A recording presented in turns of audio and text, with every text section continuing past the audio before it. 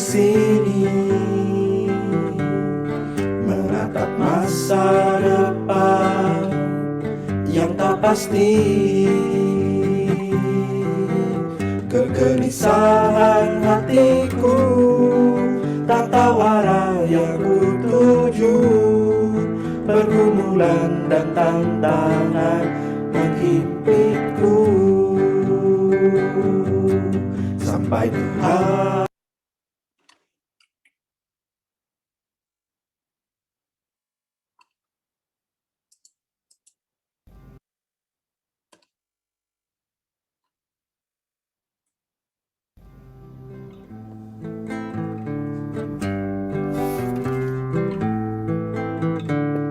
Untuk apa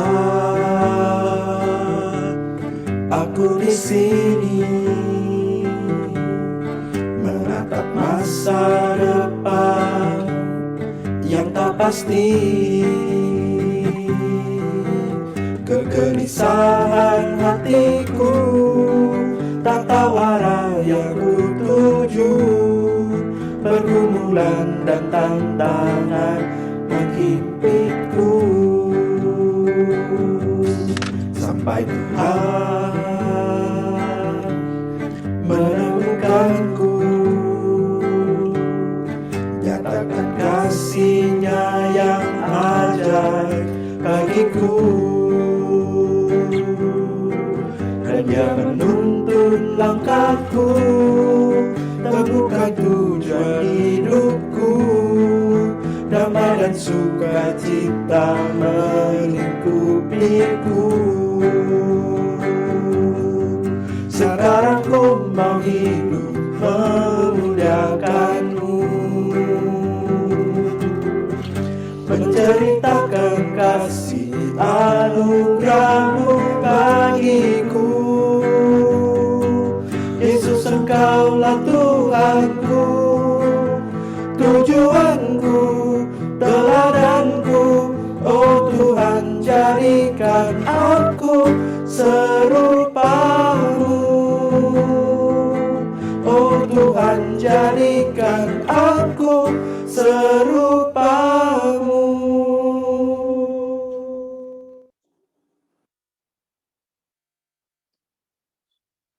Selamat pagi saudara-saudara yang dikasihi Tuhan. Kita bersyukur kita boleh bertemu kembali pagi hari ini di hari yang ke-33 dari 40 hari dengan tujuan yang kita sudah jalani ya, untuk menyambut Paskah. Kita bersyukur pada Tuhan yang menuntun memelihara kita sampai pada pagi hari ini. Saudara-saudara, kita akan bersama-sama pada hari 33 ini berbicara tentang bagaimana pelayan sejati itu bertindak. Mari kita bersama-sama berdoa sebelum kita memulai pertemuan kita pada pagi hari ini. Mari kita berdoa. Bapa yang di surga, terima kasih kami boleh bersama-sama bertemu kembali di hari yang ke-33 ini. Kami bersyukur Tuhan menyertai kami lebih dari sebulan ini untuk bersama-sama belajar akan kebenaran-kebenaran firman Tuhan, dan terutama belajar tentang bagaimana kami hidup sebagai orang Kristen, sebagai orang yang sudah menerima kasih karunia Tuhan. Ya Tuhan, tuntunlah kami, supaya apa yang kami pelajari, apa yang kami renungkan, bukan menjadi sesuatu yang sia-sia, tetapi melaluinya Tuhan menuntun kami untuk bisa memuliakan namamu, dan hidup kami yang pendek di dunia ini, sementara ini, sungguh berarti, dan menjadi berkat bagi sesama, memuliakan nama Tuhan, dan sewaktu-waktu kami pulang ke sorga, kami didapati sedang mengerjakan apa yang Kau kehendaki.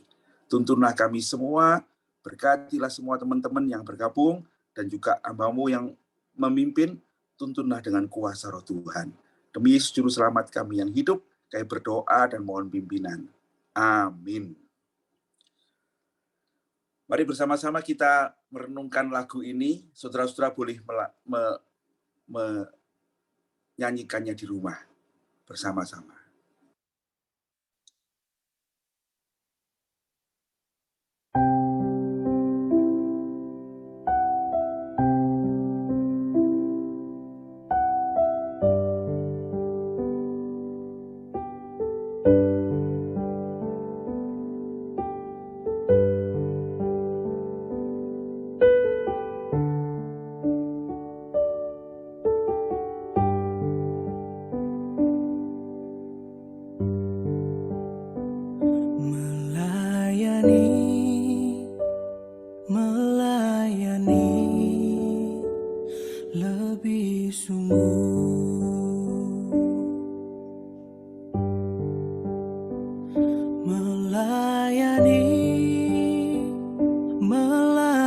melayani lebih sungguh.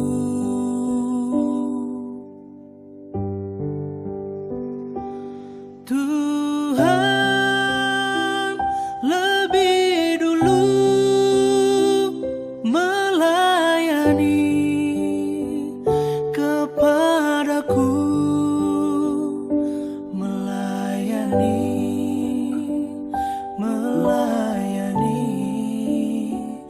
lebih sungguh.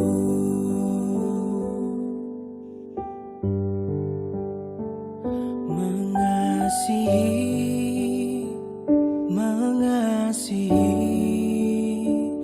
lebih sungguh.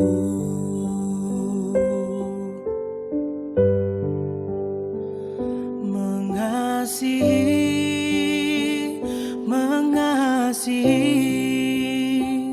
lebih sungguh.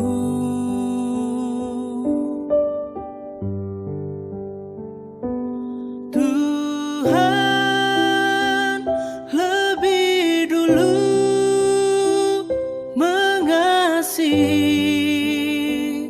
kepadaku,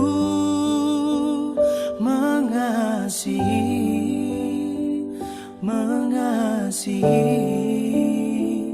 lebih sungguh.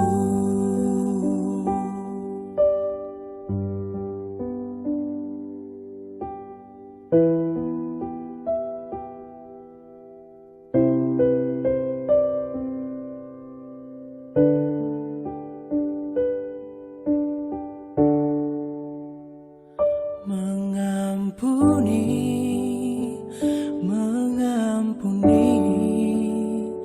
lebih sungguh.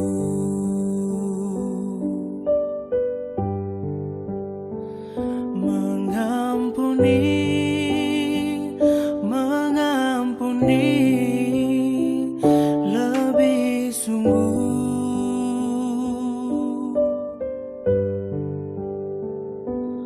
Tuhan lebih dulu mengampuni kepadaku,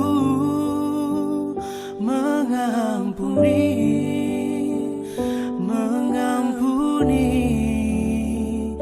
lebih sungguh.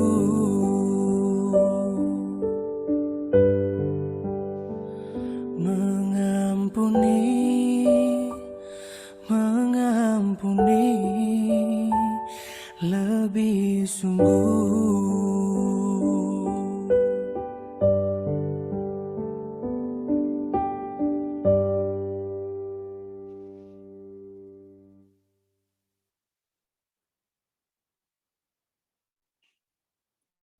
Bagaimana pelayan sejati bertindak? Mari kita berdoa sebelum kita merenungkan firman Tuhan. Tuntunlah kami ya Tuhan untuk menjadi pelayan yang baik. Sesungguhnya kami sudah menerima segala kebaikan Tuhan, terutama dalam Kristus Yesus, yang setiap Paskah kami ingat kematiannya bagi kami. Tuhan datang untuk menjadi pelayan di tengah-tengah kami. Tuntunlah kami juga untuk hidup melayani Tuhan dan sesama kami, seperti yang Engkau ingini. Terpujilah namamu, demi Juru Selamat kami yang hidup, kami berdoa mengucap syukur. Amin. Saudara-saudara, dalam Markus 10 ayat 43, Tuhan Yesus berkata kepada murid-muridnya, barang siapa ingin yang menjadi besar, ia harus menjadi pelayan. Barang siapa ingin menjadi besar, ia harus menjadi pelayan. Tuhan tidak pernah melarang kita untuk menjadi besar dalam kerajaan sorga. Bahkan Tuhan ingin kita semua merindukan, mempunyai hidup yang menyenangkan hati Tuhan. Menjadi besar dalam kerajaan sorga itu dalam arti itu, saudara-saudara ya. Bukan menjadi sombong, menjadi hebat, tidak. Tetapi dalam arti kita itu menyenangkan hati Tuhan. Barang siapa ingin menyenangkan hati Tuhan yang mengasihi kita itu, ia harus menjadi pelayan. Ia harus menjadi pelayan. Saudara-saudara, Rick Warren berkata dalam bukunya ini, kita melayani Tuhan itu, kita menyenangkan hati Tuhan itu dengan melayani sesama. menyenangkan sesama kita. Saudara-saudara, Tuhan menentukan kebesaran kita itu bukan seberapa banyak orang yang kita layani, tapi dengan melihat seberapa banyak orang yang kita layani, bukan seberapa banyak orang yang melayani kita.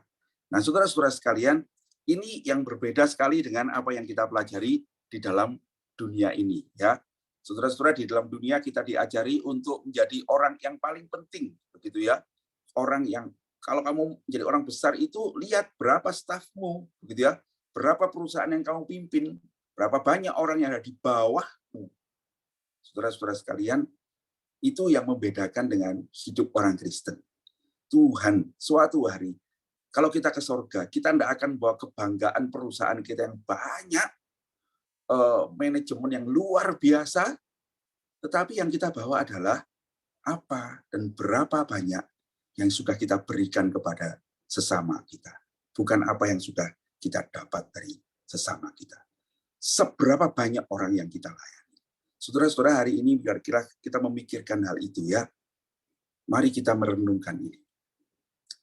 Saudara-saudara, yang 2 hari kemarin kita belajar tentang sheep, yaitu bagaimana Tuhan itu membentuk kita untuk melayani. Tuhan bentuk dengan memberikan karunia rohani, spiritual gift, S itu.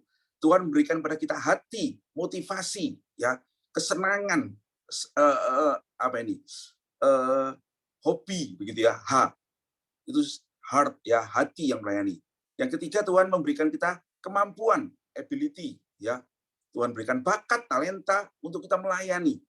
Yang keempat, Tuhan berikan kepribadian, personality, supaya kita ini bisa melayani sebagai orang yang mungkin saudara seorang yang sangat serius, atau saudara seorang yang penggembira, begitu ya, sanguin itu menggembirakan, penuh perasaan, ada yang kolerik itu memimpin, begitu ya, itu personality kita punya waktu lahir.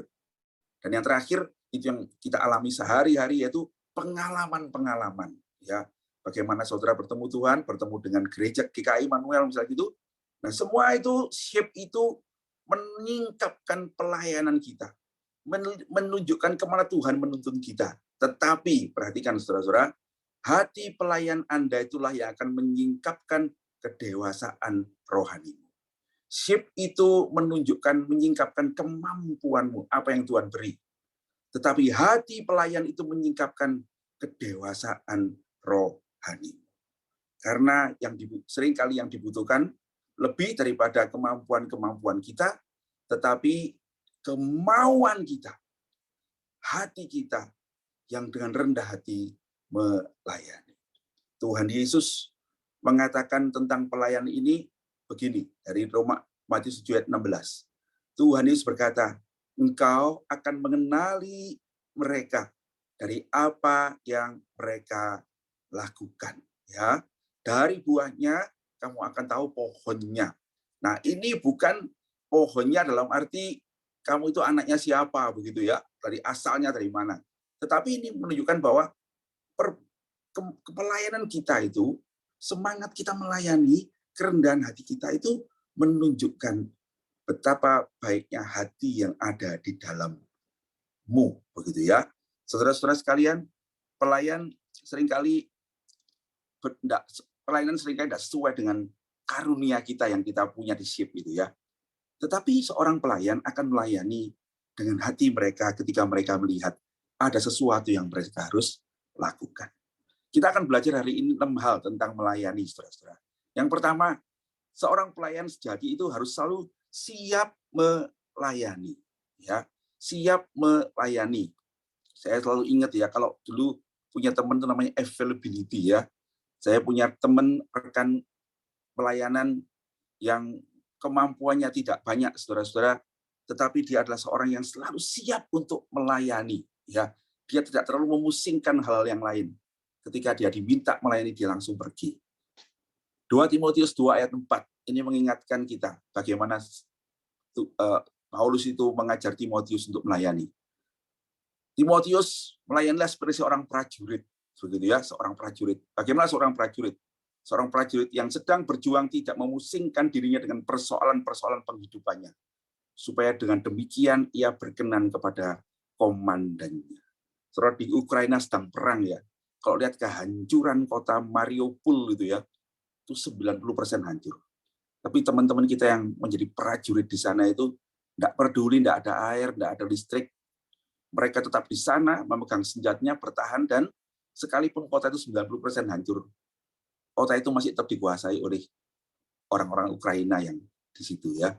Karena mereka tidak terlalu musingkan itu, mereka siap sewaktu-waktu berperang. Ya, begitulah dengan seorang pelayan. Kita harus selalu siap melayani. Kita harus available gitu ya. Kita harus siap melihat kebutuhan-kebutuhan ya. Pelayanan sejati itu akan melakukan apa yang diperlukan walaupun tidak nyaman, ya. Menjadi pelayan berarti menyerahkan hak, jadi tidak mementingkan dirinya sendiri. Membiarkan Tuhan ya mengendalikan jadwal dan menginterupsi kehidupannya kapanpun dia melakukannya. Jadi memang saya mau ini, saya mau itu, tapi kalau Tuhan berkata kamu mesti melakukan ini, dia pergi ya. Dia tidak terlalu memperdulikan dirinya sendiri. Perhatikan saudara, pelayan itu menyerahkan haknya. Pergumulan kita seringkali adalah ketika kita melayani, kita tuh terlalu memikirkan hak kita. Kok hakku dilanggar? Ya. Nah, saudara-saudara, karena itu mari kita memperhatikan supaya kalau kita mau melayani, kita mesti menyiapkan hati. Saya memang mau melayani. Saya bukan mau menjadi pemimpin yang melayani, tetapi saya memang mau jadi pelayan, gitu ya, yang siap untuk melakukan apa yang diperlukan. Sebab itu yang kedua ini, saudara-saudara, pelayan yang sejati itu akan memperhatikan apa yang dibutuhkan, yang memperhatikan kebutuhan. Pelayan yang sejati itu kata Rick Warren malah selalu mencari-cari ya cara untuk menolong orang lain. Dia seorang pelayan sejati itu bukan disuruh, saudara-saudara. Saya tidak tahu, Bapak Ibu punya teman di rumah, teman sekantor, atau mbak di rumah yang seperti ini ya. Selalu mencari cara untuk menolong orang lain. Dia tidak melihat apa yang seharusnya dikerjakannya, tetapi dia melihat apa yang dibutuhkan, ya, apa yang dibutuhkan. Saudara, kalau kita mempunyai rekan kerja atau teman atau pelayan seperti ini, menyenangkan bukan? Karena dia selalu dengan gembira menolong, dia mencari-cari untuk menolong orang lain. Saudara-saudara, saya rindu sekali ya kalau di gereja kita tuh ada hati seperti itu ya, siap melayani, maka itu akan membuat pelayanan itu menjadi indah ya. Nah, saudara-saudara, dalam Galatia 6 ayat 10 itu Paulus menasihatkan pada jemaat begini. Karena itu, saudara-saudaraku, selama masih ada kesempatan, perhatikan saudara ya, ada kesempatan bagi kita, mari berbuat baik pada semua orang, terutama pada teman-teman seiman.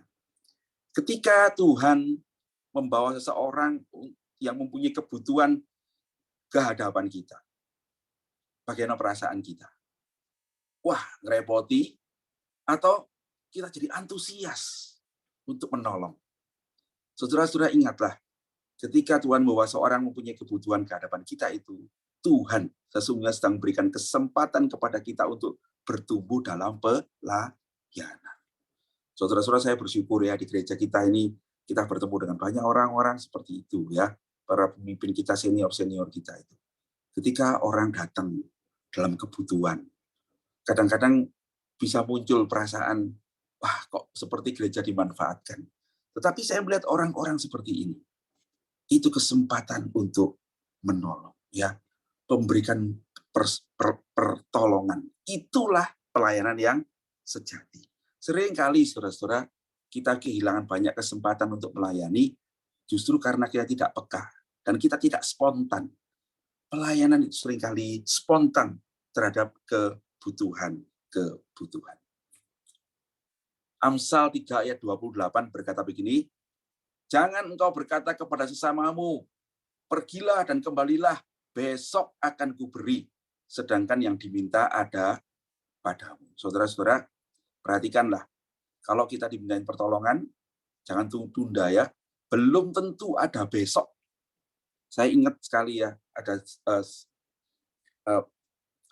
ada seorang jemaat, bukan jemaat ya, papanya jemaat yang berkata kepada saya, setiap kali saya melihat Pak Pau, saya ingat mama saya.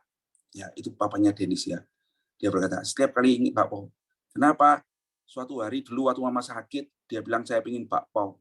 Saya sibuk, tidak bisa beliin Pak Pau, saudara-saudara, kakak adik juga tidak sempat beliin. Dan kemudian besoknya, beberapa hari kemudian, mamanya itu stroke dan disonde dan tidak bisa makan lagi. Kalau sudah begitu mau dibelikan Pak Pau pun tidak akan dapat, tidak bisa lagi diberikan. Saudara-saudara, kesempatan melayani itu mesti menjadi bagian yang ada dalam hati seorang pelayan. Saudara punya istri, punya suami, punya anak-anak, waktu engkau bisa memberi, berikanlah. Sebab belum tentu ada besok untuk memberi. John Wesley, seorang hamba Tuhan yang luar biasa, dia memulai gerakan metodis di seluruh dunia. Dia adalah bapak di gereja metodis. Berkata begini tentang melayani. Di motonya ya, lakukanlah semua kebaikan semampu Anda dengan semua sarana. Semua kebaikan berikan semua sarana yang mungkin Anda pakai di semua tempat yang mungkin Anda berada. Di setiap waktu yang ada kesempatan itu ya, setiap waktu yang memungkinkan kepada semua orang yang kamu temui, yang kamu hadapi. Selama kamu mampu, ada waktunya, saudara-saudara. Kita tidak mampu lagi melayani. Hidup ini adalah kesempatan. Hidup ini untuk melayani Tuhan. Jangan sia-siakan ya waktu yang berlalu. Hidup ini untuk jadi berkat. Ada waktunya kita tidak berdaya lagi. Semoga saudara kita sudah melakukan pelayanan ini ya. Semua kebaikan, melakukan semua sarana, semua tempat, setiap waktu pada semua orang, mumpung kita masih punya kesempatan. Yang nomor 3, saudara-saudara, pelayan yang sejati itu melakukan yang terbaik dengan apa yang mereka miliki. Tuhan tidak menuntut kita untuk melakukan sesuatu dengan apa yang tidak kita miliki. Tetapi untuk apapun yang kita miliki, meskipun itu kecil, berikan yang terbaik. Pengkhotbah 11 ayat 4, versi New Language itu ya, NLT itu ya, saya translation ya, berkata begini, jika engkau menunggu keadaan sempurna, engkau tidak akan pernah menyelesaikan apa-apa. Betul ya? Ada pelaut itu bilang, kalau menunggu tidak ada angin, kamu tidak akan pernah dapat ikan. Gitu ya. Saudara-saudara sekalian, kita harus belajar melakukan pelayanan itu dengan apa yang kita ada. Bukan yang sempurna. Tuhan mengharapkan kita melakukan dengan apa yang kita mampu, dengan apa yang kita miliki, di mana kita berada. Pelayan yang kurang sempurna itu selalu lebih baik. Perhatikan saudara, selalu lebih baik daripada angen-angen gitu ya, daripada maksud yang paling baik.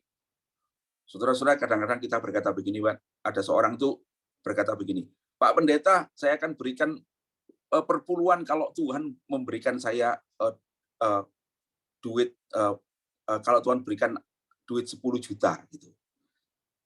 Terus orang itu Pak Pendeta bilang, kalau gitu, kalau Tuhan cuma kasih kamu 1 juta, ya saya berikan 100.000 lah.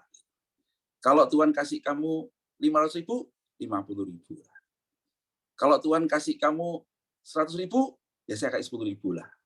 Kalau Tuhan kasih 10.000, orang tuh bilang gini, Pak Pendeta, jangan gitulah, uang saya cuma 10.000, masa mau dikasih 1.000. Saudara, kenapa? Sebab waktu itu dia punya 1.000, saudara-saudara ya. Dan dia berangan-angan nanti kalau ada kesempatan, kalau saya berhasil, kalau saya sudah mapan, saya akan melayani. Tidak begitu, saudara-saudara. Tuhan mengharapkan kita melakukan dengan apa yang kita mampu, apa yang kita miliki, dimanapun kita berada.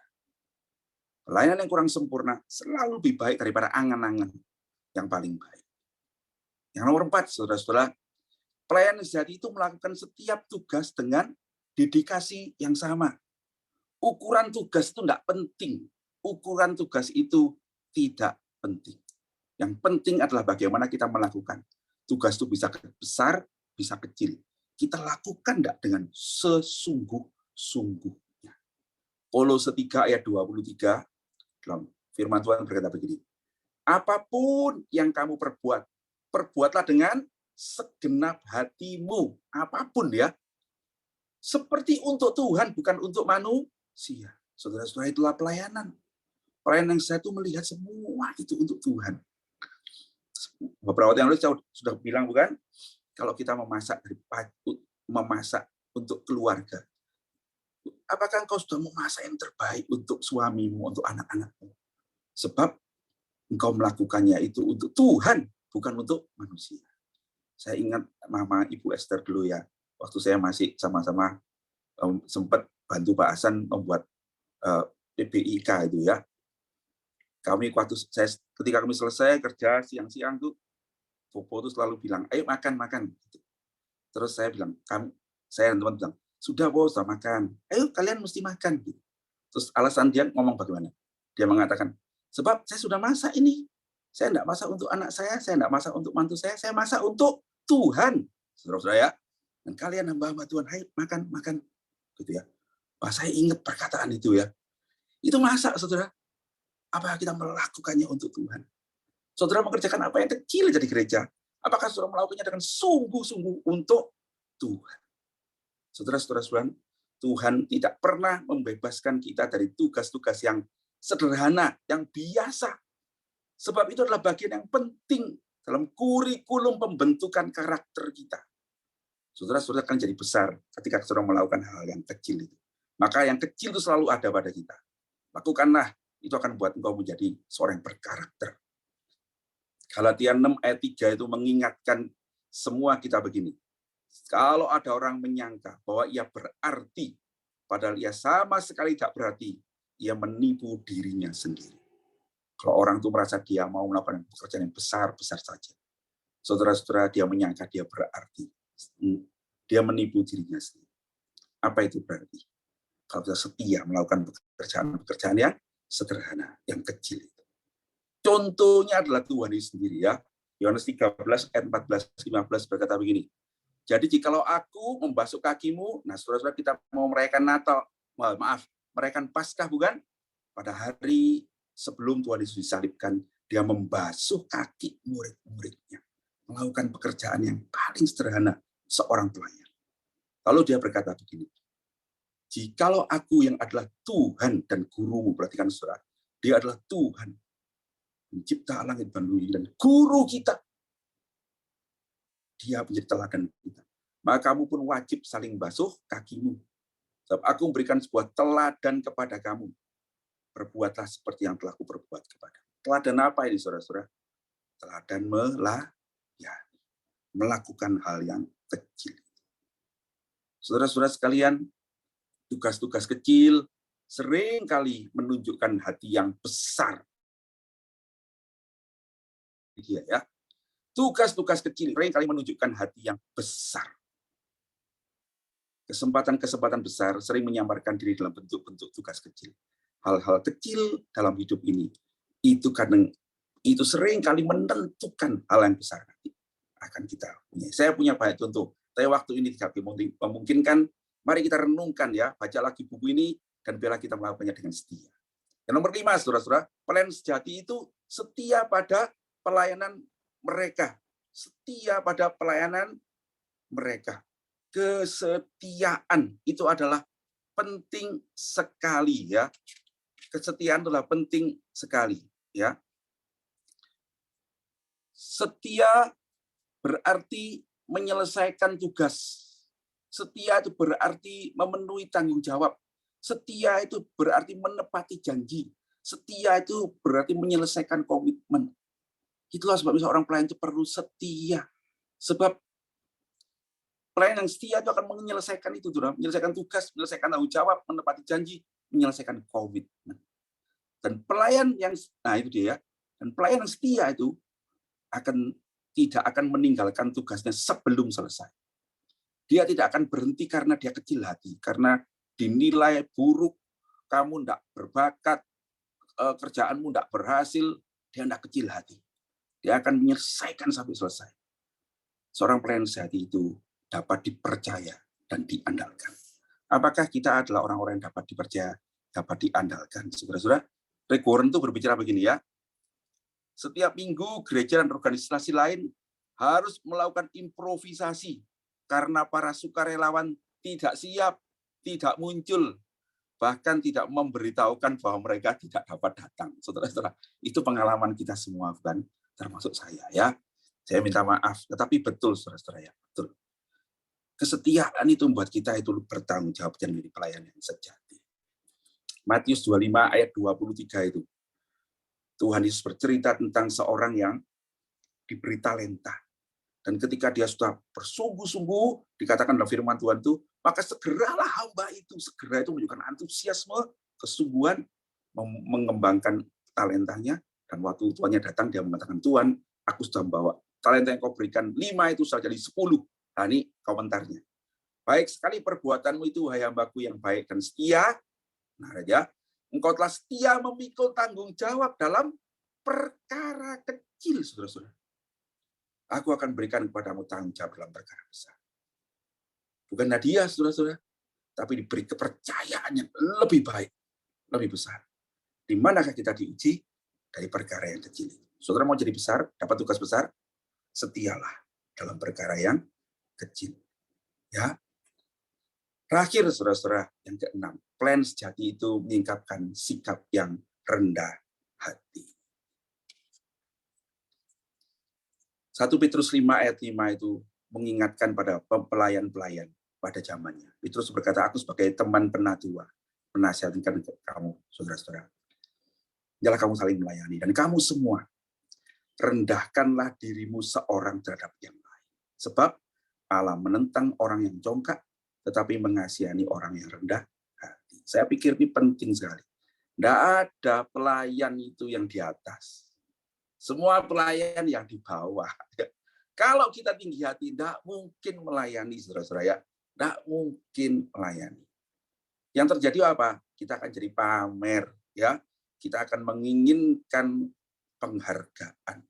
Dan perhatikan dalam Matius 6 ayat 1 itu Tuhan Yesus membenci pamer ini, yang kata Rick Warren itu pelayanan untuk dilihat mata, gitu ya. Dan ia mengingatkan, ingatlah, jangan kamu melakukan kewajiban agamamu di depan orang supaya dilihat mereka. Karena jika demikian, kamu tidak beroleh upah dari Bapakmu yang di sorga. Saudara-saudara, apa yang dikatakan melakukan kewajiban agamamu? Itu adalah memberi sedekah. Perhatikan itu pelayanan, bukan saudara memberikan ya. Kedua, berdoa, saudara ya. Berdoa itu bisa membuat kita ini pamer. Ya. Yang ketiga apa? Berdoa, memberikan dan berpuasa, saudara-saudara. Lihat ya, 3 hal ini baik, bukan? Memberi sedekah,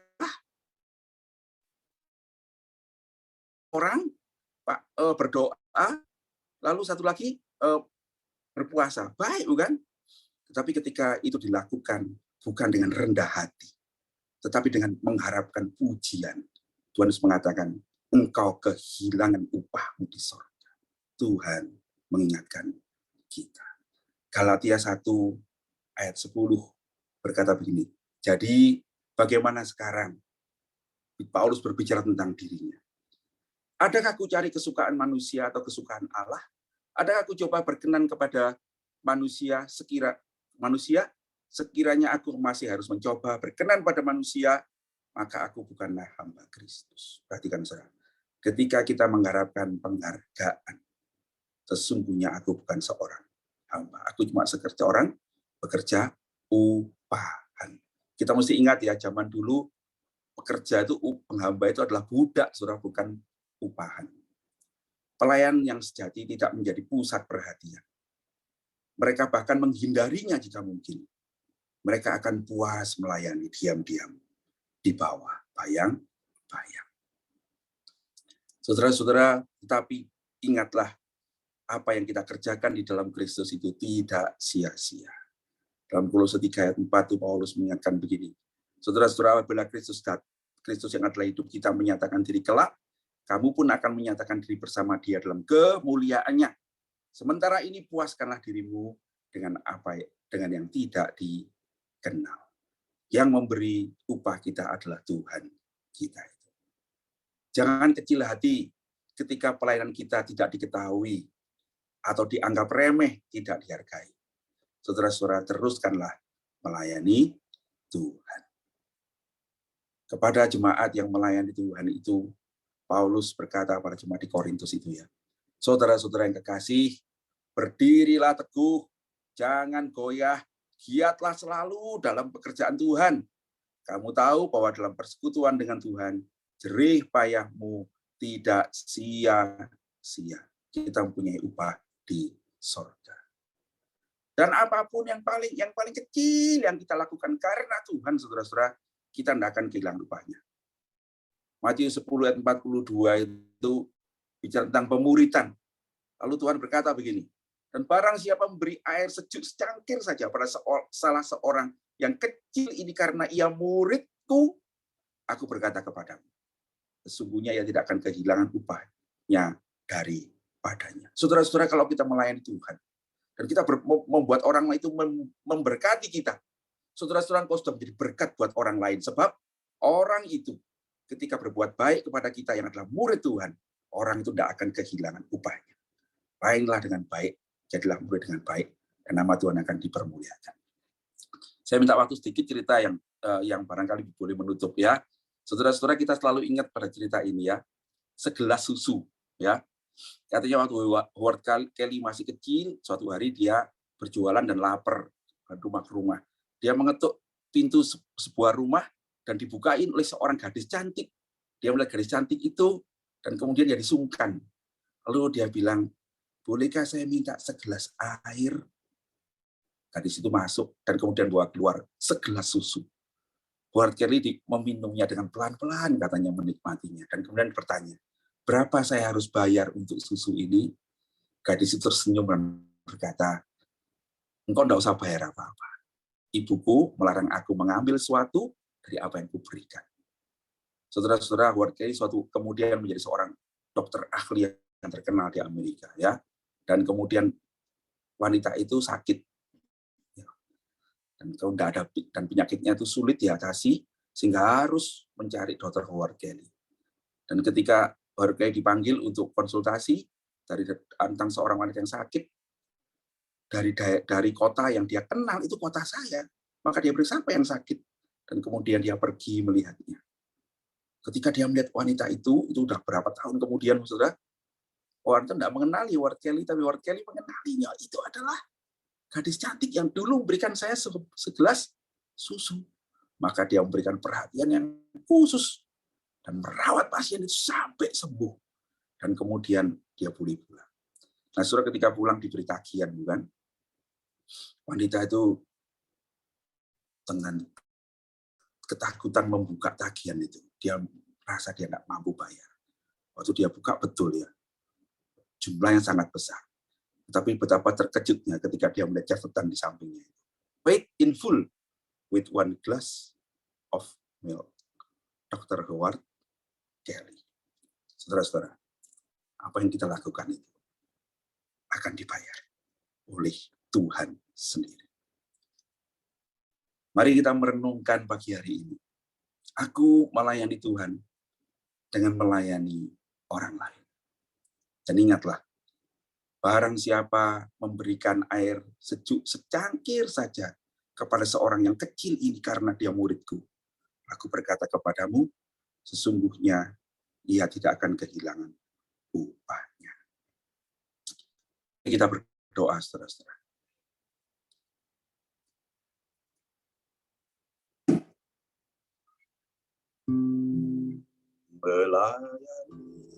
Melayani lebih sungguh, melayani lebih sungguh. Tuhan lebih dulu melayani kepadaku, melayani lebih sungguh.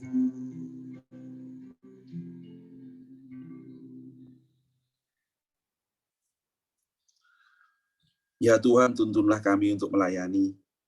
Kami sudah menerima lebih dahulu daripada Tuhan. Bahkan kami sesungguhnya menerima hidup ini daripada Tuhan. Ampunilah kami jikalau seringkali kami memakai hidup kami untuk kepentingan kami sendiri. Mencari apa yang memuaskan kami sendiri. Mencari apa yang menjadi kebanggaan kami sendiri. Dan kami lupa untuk memuliakan Tuhan dengan melayani-Mu dan melayani sesama. Ampunilah kami. Ampunilah kami jikalau sesungguhnya kami mencari hal-hal yang sementara saja di dunia ini yang akan tidak ada artinya lagi nanti waktu kami mati. Dan Kau mengingatkan hari ini bagaimana kami mencari sesuatu yang bermakna kekal, yang kami akan punyai upahnya di sorga, yaitu ketika kami melayani. Tuhan, tuntunlah kami menjadi pelayan yang sejati, yang siap melayani, yang tulus hati, yang bersedia menolong, yang tidak meninggikan diri, dan setia untuk melayani sampai akhir.